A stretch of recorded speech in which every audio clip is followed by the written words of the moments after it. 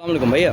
ওয়ালাইকুম আসসালাম। আমরা কিন্তু বর্তমানে দেখতে পাচ্ছি ঢাকা বা বাংলাদেশে পুরো বাংলাদেশ জুড়ে কিন্তু তেলের একটি সংকট দেখা যাচ্ছে, কিন্তু আমরা জানি যে তেলের কিন্তু মজুদ এখনও আছে 15-14 দিনের। আপনার এই বিষয়ে কী ধারণা যে পেট্রোল পাম্পে কেন তারা তেল দিচ্ছেন না? এটা মূলত একটা সিন্ডিকেট আমার যেটা মনে হয়। গতকালকে আমি দীর্ঘ 3 ঘন্টা 3.5 ঘন্টা দাঁড়াইয়া এরপর তেল না নিয়ে চলে গেছি। বলছে গেট লক করে দিয়েছে যে কোনো তেল নেই আমাদের কাছে মজুদ। এরপরে আজকে সকাল 8টা থেকে অলরেডি 12টার কাছাকাছি, তাই না?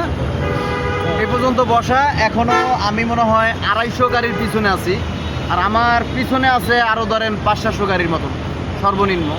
তাই আজকে কখন কি তেল পাবো এটা একমাত্র আল্লাহ পাকি ভালো জানে। আসলে এই সিন্ডিকেটটা ভাঙা খুবই জরুরি। এখানে দেখা গেছে সরকারের দোষ দিয়ে লাভ নাই, আমি যেটা বুঝি এই সিন্ডিকেটে টোটালি একটা চক্রই থাকে আলাদা।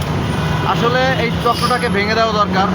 আর আমরা সাধারণ মানুষ, আমরা যারা বাইক যারা শেয়ার করি, রাইড শেয়ার করি, আমরা বাইকের উপরে যারা ডিপেন্ডেন্ট, আমার ফ্যামিলি ডিপেন্ডেন্ট, আমাদের অবস্থাতেই খুবই খারাপ। সামনে অলরেডি আজকে 17 রোজা শেষ, 18 রোজা চলতেছে।